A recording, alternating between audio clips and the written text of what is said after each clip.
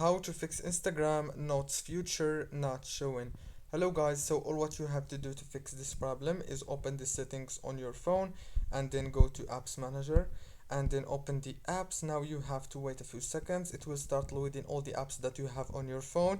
Scroll like this until you find Instagram, and when you find it you have to click on it.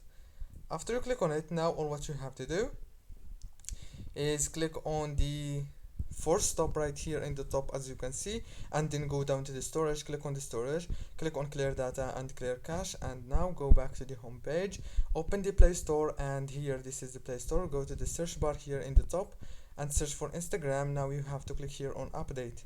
After you click on update, it will update your Instagram and you will get the notes feature easily and fast.